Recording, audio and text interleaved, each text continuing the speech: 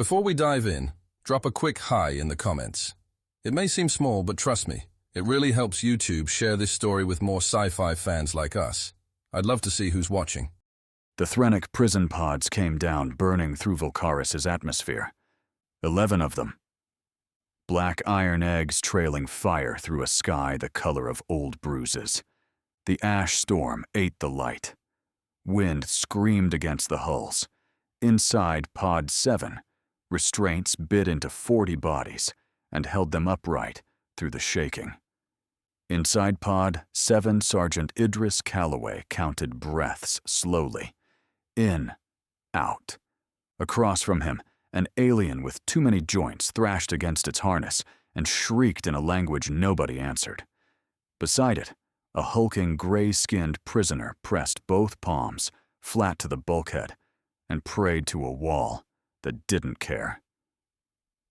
The pod bucked, dropped, bucked again. To Calloway's left, Sergeant Lucas Brandt rode the chaos loose-limbed, head back against the iron. Warrant Officer Yusuf Adeyemi had his eyes shut, while Corporal Marek Dovic, the team's medic, kept one hand on Private Nico Hale's harness. Hale was breathing too fast. Dovic tapped twice on his chest. Slow down. Hale did. Pod 9 went out the view slit in a flash of white. Its heat shielding peeled away at 60,000 feet. The hull lit like a struck match. For half a second, the slit showed it clearly, a glowing coal full of bodies, and then it broke apart, and the wind took the pieces. 40 prisoners. Gone before the ground. The gray alien stopped praying. "Brace," Calloway said. Pod 7 hit the ground. The world ended and started again. Iron screamed across rock. The harness tried to cut Calloway in half and didn't. Sparks, a grinding skid that went on too long, then stillness and the ticking of stressed metal and the sound of breathing inside the pod. The team did not move. They listened. Wind, the far concussion of other pods landing. Brandt looked at Calloway. Calloway nodded once. They moved. The seal release groaned. Ash poured in around the edges before the door was halfway down, fine and gray and warm as breath from an oven. The light outside was no light at all, just a dim furnace glow filtered through a sky that never opened. Heat came in like a hand. It pressed on the chest. It found every gap in a suit and leaned. 40 feet away, a prisoner staggered out of Pod 6, a tall reptile thing in light prison weave, and made it 9 steps before it simply stopped, swayed, and folded down into the ash. No wound, no sound. It cooked, standing up, and lay down to finish. "Sealed," Calloway said. "Check seals." 5 hands went to 5 collars. 5 clicks. The suits held. The gray prisoner from their pod tore at its own collar. Choking. It got the seal open and dragged in a full breath of Vulkaris air. It died on the exhale. The air did it in seconds. The gray thing clawed at its throat, foam at the seams of its mouth, eyes flooding red, and went down beside the pod, thrashing and then not thrashing. Dovic looked away. Hale watched until the body stopped moving. "Don't open your seal," Calloway said to all of them. "Not for anything." "Copy," Hale said. They went through Pod 7 first, then the wreck of Pod 6. Stripped the dead of water cells, ration bricks, intact filter cartridges. The work was ugly and fast, and nobody spoke during it. Adeyemi found a hand scanner with a cracked screen and pocketed it. Brandt found a length of cable and looped it over his shoulder. Calloway kept his eyes moving, his people at their work, the horizon, the heat shimmer turning the dead reptile into a mirage. Sweat sheeted down his spine inside the suit. His hands ached from the landing. Every breath through the filter tasted of sulfur and char. The team moved through it anyway, low and economical. Nobody intended to stop. Stopping meant dying. Around them, across the black plain, the others were learning Vulkaris. A cluster of small prisoners had pried open Pod 3 and built a shade with a hull panel. Smart. Not enough. 2 of them were already down. A lone survivor from Pod 10 wandered the open ground in circles, suit fans whining, looking for something that wasn't there. "Sergeant!" Adeyemi kept his voice low. He had the cracked scanner up, sweeping it in a slow arc. "Ground's wrong west of us." "Wrong how?" "Hot. Hotter than it should be. Reed's thin." He lowered it. "I wouldn't walk it." Calloway looked west. The ash there lay smooth and pale and inviting, the flattest ground in sight. "Nobody walks it," he said. Less than 5 minutes later, the storm arrived from the west. A black wall of ash and grit stretched across the horizon, driven ahead by winds that reached them before the cloud itself. The temperature did a strange thing, dropping and spiking at once, while the dim furnace light vanished behind the advancing front. "Down," Calloway said. "Rope up, now!" Brandt's cable came off his shoulder. One by one, the team clipped themselves to the wreck of Pod 7 and dropped into its lee, backs against the iron hull. Adeyemi secured the salvaged supplies before taking cover. The lone survivor from Pod 10 saw them. It ran for the shelter. It was 30 feet out when the storm took it. The wind hit like a struck thing, and the prisoner went off its feet sideways. It tumbled. Its seal tore on the second roll, and the storm poured Vulkaris into it, ash and poison both. And what came out of the cloud where it had been was already not moving. The grit scoured. Within a minute, the shape was a low mound, and then it was nothing, just ground. Inside the cloud, the world was a roar. Calloway felt the rope across his ribs, and the hull at his back shuddering as the storm tried to move 3 tons of crashed iron. Visibility was a forearm's length. He kept one hand on the cable and read his people by feel. Brandt, Adeyemi, Dovich, Hale. 4. The ground moved, not the wind, the ground. A long, slow tilt, a sound under the storm sound, deep and grinding. Then somewhere off to Calloway's left, where the small prisoners had built their shade, the crust gave way. The whole flat sheet of it dropped 6 feet at once, then tipped, then went, and the pod and the panel and the survivors slid down into a fissure that breathed orange light from somewhere far below. The scream lasted as long as the falling did. Then the crust slammed shut over it like a mouth. Hale shouted something. The storm swallowed the words. Nobody moved. They stayed anchored to the wreck for 2 hours, while Vulkaris tried to scrub them off its skin. The storm passed, the way it came. Sudden. The roar fell off to a moan, and then to wind, and then the furnace light bled back through the ash, and the team unfolded from the wreck of Pod 7, stiff, scoured, alive. The plane had changed. Where there had been 11 pods and the survivors of them, now there was a graveyard. The fissure to the south had sealed over flat. No sign anyone had stood there. Pod 3's shade camp was gone. The wandering survivor was gone. Mounds lay where the storm had caught things in the open, half buried, suit fans still turning on a few of them, slowing, stopping. Calloway took the tally nobody asked for. Of everything that had come down in 11 pods, only 5 moving shapes remained on the plane. Calloway and the 4 men who had landed with him. Everything else that had walked off the drop was under the ash or down the throat of the world. "Check in," he said. "Up," said Brandt. "Up," said Adeyemi. "Up," said Dovich. "Up," said Hale. Nobody hurt. 5 seals held. 5 filters working, 5 suits holding against a world that had killed everything else in a single afternoon. Dovich crouched by one of the half-buried mounds, brushed ash from a faceplate, the reptile thing from Pod 6, carried here by the storm. He checked it the way a medic checks. 2 fingers, a held breath. He stood. Nothing left to do for any of them, he said. Adeyemi had the cracked scanner out again, working the horizon. The screen flickered. He frowned at it. Sergeant. Temps climbing. He tilted the scanner east, where the storm had gone. And there's another front behind that one. Bigger. Calloway looked at the salvage piled against the hull. 3 water cells, a handful of ration bricks, filter cartridges that would last days, not weeks, suits already gray with grit, gaskets already chewing on Vulkaris ash.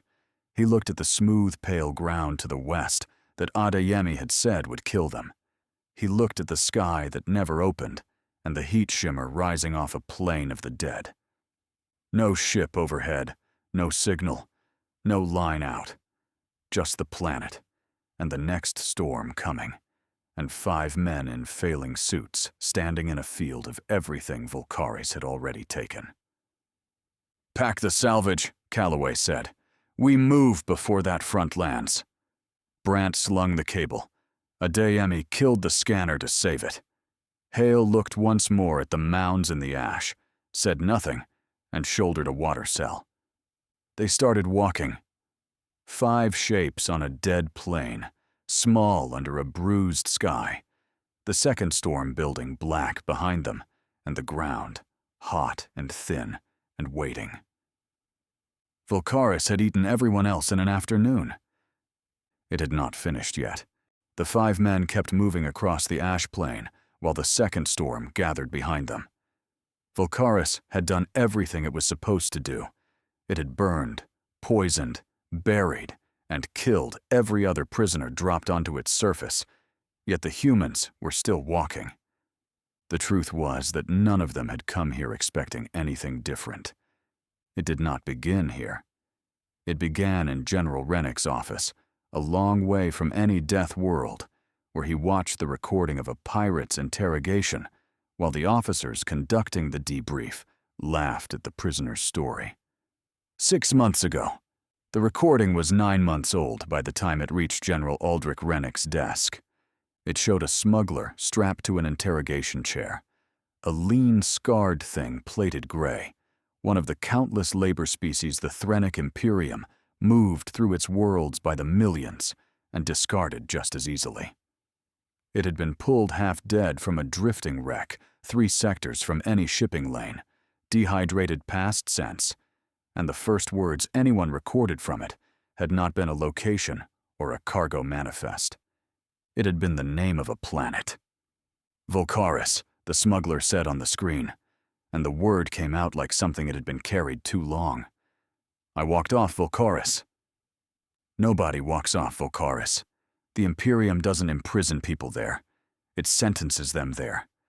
Prisoners are dropped to the surface, and the planet carries out the execution. No guards. No walls. No cells. 4 centuries of recorded drops, and not one confirmed survivor. The voice that spoke belonged to the officer conducting the interview. Rennick sat alone in his office and watched. The recording carried no official markings. Whatever government had questioned the survivor had stripped them before the file entered the black market. By the time it reached Rennick's desk, it had passed through too many hands to trace. That did not concern him. Sometimes the black market sold lies. Sometimes it sold jewels. The officer leaned forward. Every species knows what Vulkaris means. It is where the Imperium sends those it wants erased. On the screen, the smuggler pulled against its restraints until they creaked. I survived 72 days on Vulkaris, long enough to learn there's a band around the middle of the world. Every cycle the heat drops. Not cool, not comfortable, survivable. The storm's thin. The air drops just below killing. You get the right gear, you get hard before you go down, You keep your seal shut, and you don't trust the smooth ground. You live through the window. I scavenged what I could from the drop pods and the dead. Filters, batteries, seals, anything that still worked. Miss the window, and Vulkaris kills you like it kills everyone else. It bared a row of broken teeth. I lived through it. 41 of us went down. I'm the only one who came back. The investigator waited. The heat took some the first hour. The air took the ones who panicked. The ground ate a whole shelter while they slept on it. The storm scoured the rest down to nothing. It stopped. They all died afraid of the planet. I stopped being afraid of it and started using it. That's the whole truth. There isn't another one. The officer folded his arms. Then explain how you are sitting in this chair. The smuggler laughed, a dry sound scraped out of a ruined throat. You think everyone goes down in pods? As far as we know. Not all. It shifted against the restraints. Sometimes they bring prisoners down themselves. Officers, people who want to watch. The interrogator's expression hardened. Watch what? The dying. The smuggler shrugged as much as the restraints allowed.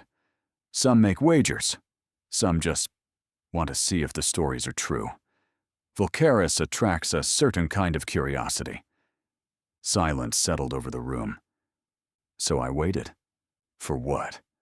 For one of them to land. The smuggler's broken smile returned. Eventually, one did.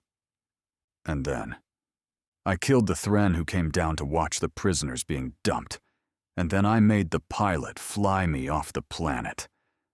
A few voices laughed somewhere behind the camera. The smuggler waited for them to stop. My species learns visually, it said. Show us a thing one time and we remember it exactly. Every motion, every sequence. The laughter faded. I watched him fly. You watched him fly once. Once it was enough. The smuggler leaned forward until the restraints creaked. By the time we reached orbit, he was dead, and I was piloting the ship. Before the other Thren ship noticed anything, I jumped into FTL and escaped. The interrogator stared at him. You expect us to believe you flew it into orbit? I did fly it into orbit. And the escort ships let you escape that easily? They never expected a prisoner to leave the surface. By the time they realized something was wrong, I was already gone. His smile disappeared. The jump damaged the ship. The reactor failed later. I drifted until I crashed, and then your people found me. The interrogator looked unconvinced. Convenient. Believe whatever you like. The smuggler settled back into the chair. I walked off Vulkaris. That's the only part that matters. The recording ended. Rennick sat for a long time without moving. Then he compiled his assessment and forwarded both the testimony and his conclusions to the officers responsible for strategic planning and military readiness. He made no claim that the survivor was telling the truth. The evidence was too thin for that. What concerned him was that the account was plausible. If the smuggler had lied, the cost of being wrong would be a modest training budget and 6 months of preparation that would never be needed. If the smuggler had told the truth, the cost of doing nothing could someday be measured in human lives. The argument proved sufficient, and 2 weeks later, authorization arrived for a 6-month training program. Rennick started taking people. General Rennick ignored service records. His first selection placed 40 volunteers inside a sealed heat chamber, told them nothing about its purpose, and slowly turned the temperature up. A third asked out before the first hour. He thanked them and sent them back to their units, with their files untouched. More followed as the chamber climbed. Rennick kept raising the heat until the medics physically intervened. 9 remained. Of those 9, only 5 had stopped treating the heat as an enemy. Calloway sat against the wall with his eyes closed, breathing on a count while larger men hammered the hatch and demanded release. Brant grinned through the misery, as though the chamber had shared a private joke. Adeyemi spent his time studying the vents, learning the machine that was trying to cook him. Dovich watched the others instead of himself and predicted 2 collapses before they happened. Hale, the youngest by years, matched Calloway breath for breath and never once looked at the door. Rennick kept those 5 and built the program around them. 6 months was enough. Rennick's program rested on a simple assumption. Anyone sent to Vulkaris would survive or die by discipline long before strength mattered. The trainees learned to live inside sealed suits. They slept in them, ate through them, worked in them until the equipment stopped feeling worn and started feeling permanent. They learned how to stretch a dying filter, nurse a failing seal, and keep damaged gear functioning long after it should have failed. The atmosphere chambers came next. Filters covered their faces while instructors recreated the conditions described in the survivors' testimony. One lesson was drilled into them until it became instinct. Never break your seal. Not because the air looked safe. Not because it felt safe. Not because panic insisted otherwise. The ground was no kinder. Rennick built training ranges designed to mimic Vulkaris, with smooth crust hiding unstable hollows beneath. The recruits learned quickly that the terrain punished confidence and rewarded caution. They learned to move roped together, trust procedures over instinct, and assume every easy path concealed a problem. The purpose of the training was never explained. Rennick cared only that they learned to remain calm when conditions turned hostile and equipment began to fail. By the end of 6 months, they were patient, methodical, and extremely difficult to kill. The final exercise sealed them inside the harshest environment Rennick could create for 48 continuous hours. Heat climbed without warning. Equipment failures appeared by design. Filters clogged. Seals failed. The trainees adapted. They redistributed resources, repaired damaged gear, established rest rotations without instruction, and emerged from the chamber functioning as a unit rather than a collection of individuals. Only then did Rennick meet them. He told them the mission they had trained for might never come. If it did, they would likely be the only humans prepared to face it. Then he returned them to ordinary assignments and waited for the Empire's frontier to reach humanity. It took just under 1 year. Then the Threnic Imperium struck a human mining colony and claimed it as a victory. Fortunately, the settlement's population had always been small. Most of the heavy labor was performed by automated systems. The majority of the colonists escaped before the occupation was complete, and the casualties remained mercifully low. Not long afterward, a human cargo hauler loaded with real ore drifted into a corridor frequented by Threnic Imperial patrols. General Rennick's team was aboard. 3 days later, they were prisoners of the Threnic Imperium. After that, the pods came down, burning. Present time. The second storm hit the survivable band and broke against its edge. Calloway felt the change through the soles of his boots before the scanner confirmed it. The killing heat eased, not to anything a living world would call cool, but to something a sealed man in a working suit could survive. "This is the edge of it," Adeyemi said, studying the cracked scanner. "Air's coming down. Still poison, but it's below the line." He lowered the unit. "We're in the band." They found shelter an hour later, a lava tube opening low in a ridge of ancient rock, deep enough to break the wind. Defensible if it had to be. Brant cleared it first, while Adeyemi checked the floor and walls for hidden weaknesses. Once satisfied, they dragged the salvage inside. For the first time since the drop, Calloway sat with Stone at his back and took stock. 2 water cells remained. Filter cartridges for days, not weeks. 5 suits still functioning despite the abuse they had taken. a damaged scanner. 5 men, all alive. Outside, the band cycled through its brief rhythm of light and darkness. Inside, the team finally had enough shelter to think. Dovich moved down the line, checking pulses and respiration.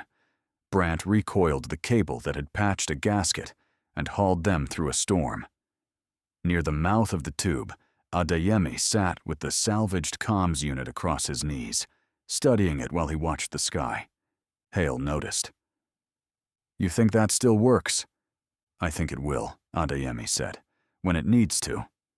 Hale looked toward Calloway.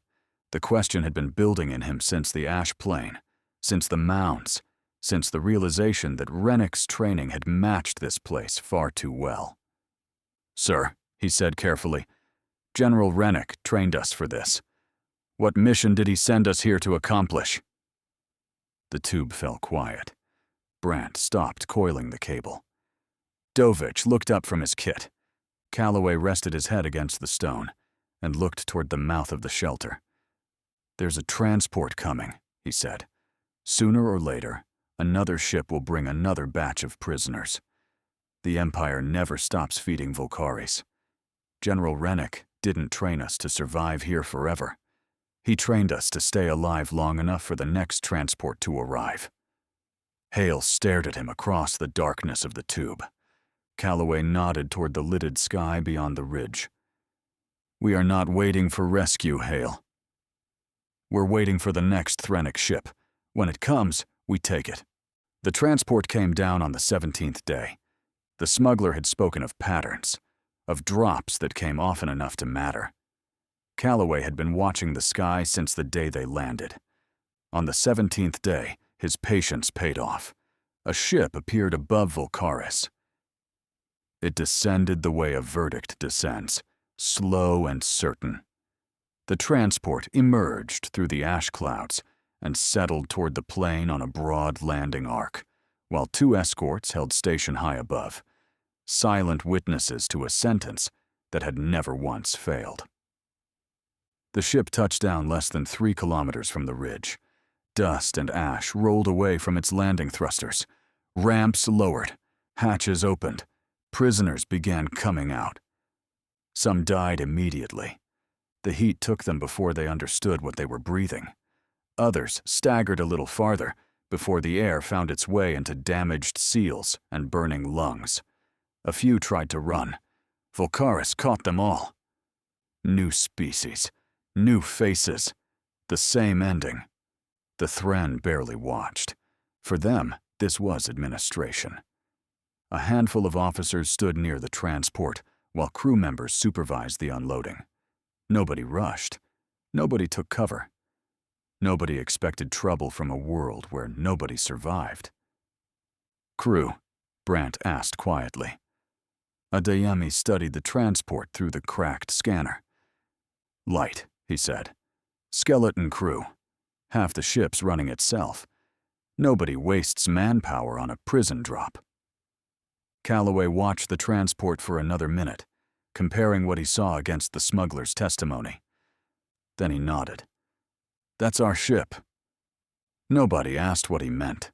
The team was already moving. The assault came fast. Brant reached the transport first and went through the nearest hatch before the alarm could spread. Calloway and Dovich followed him. Adeyemi broke for the control section, while Hale covered the rear. Inside, the crew were exactly what complacency creates. A handful of Thren running a routine they had performed for years without interruption. The first 2 never reached their weapons. The rest reacted quickly enough to prove they were soldiers, but not quickly enough to stop what had already begun. Brant forced the fighting into narrow corridors where numbers meant little. Calloway and Dovich cleared the aft compartments, while Adeyemi pushed toward control. A crew chief managed to draw a sidearm and put a round through Hale's thigh before Brant shot him down. Hale dropped to one knee against the bulkhead, jaw locked against the pane, and kept his rifle trained on the corridor. Dovich reached him moments later. "How bad?" Calloway asked. "Through and through," Dovich said while sealing the wound. He'll keep. I'm still here, Hale said. 90 seconds after the first shot, the transport belonged to the humans. 6. Thren lay dead. 1 human was bleeding. All 5 were still alive. I don't need to run, Hale said, pale beneath the blood loss. I only need a window and a railgun. Adeyemi did not master the ship. He found the 3 things that mattered. It runs itself, he said, hands moving over imperial glyphs, matching symbols to functions the way he'd been taught. I don't need to understand the whole ship. I need comms, a fire solution, and attitude. The automation can handle the rest. The board lit. He'd found the railguns. Codes, Calloway said. In the buffer. Last check-in still cached. Adeyemi's jaw tightened. The escorts expect a routine telemetry report after a drop. Standard handshake. If I send the expected report clean, they read it as procedure and go back to sleep. How long does clean buy us? 1 report. Maybe 1. He looked up. After that, nothing's clean. 2 ships in orbit. Escort Alpha and Escort Beta, waiting on paperwork. Calloway looked at the firing solution Adeyemi had built and the cached handshake beside it. Send the report, he said. Then kill Alpha. The transport clawed its way back into orbit on battered drives, broadcasting a routine telemetry report all the while. The handshake went up clean. Alpha received a routine status report from a transport, completing a routine drop, formatted exactly the way 4 centuries of unbroken procedure said it should be. No alarm. No concern. A system trusting a system. The railgun fired through that trust. The slug crossed the distance in a heartbeat and took Alpha amidships before the escort understood. There was a war. Beta did not fire. It could have. It had the angle and it had the guns. But 1 Imperial ship had just destroyed another, and for several seconds nobody aboard Beta understood what they were looking at. The transport was broadcasting valid codes, carrying legitimate cargo and doing something that made no sense. They hesitated. They tried to make the impossible fit inside the rules they knew. That hesitation was all the humans needed. Adeyemi answered with the second railgun shot. It missed. Beta was moving now, alert and jinking, and the transport was a sluggish, ugly thing built to carry prisoners, not fight warships. The slug went wide into the dark. Then it was a knife fight, and the humans were holding the worse knife. Beta came around hard and opened up. The transport took the first hits along the dorsal line. Systems Adeyemi couldn't read died in cascades, the deck heaving, a console blowing out beside Brandt. The automation that had made the ship easy now made it stubborn. It fought its own handlers, routines locking, the fire solution dropping out twice, while Adeyemi swore and rebuilt it by hand. Yusuf, Calloway said. I know. Windows closing. I know. Beta lined up for the kill, certain now. A warship against a barge, doing the thing it understood. And in being certain, it flew a clean, predictable line. But Adeyemi had spent the fight watching Beta's attack pattern. The escort was following doctrine, and doctrine made it predictable. He aimed not at the ship, but at the point where its next maneuver would take it. The slug punched through the escort's bridge. Beta came apart. The ship folded around the wound, went dark, and broke apart. Debris spreading along the orbit it had held so patiently. The transport groaned around them, half crippled, venting, holding. Vulkaris orbit was quiet. Adeyemi found the communications link last. There it is, he said. The transport reports every prisoner dropped back to the Empire. That's half its job. Since we've got the ship, we've got the connection. He looked up from the console. Sector-wide broadcast. Open. Calloway looked at Hale.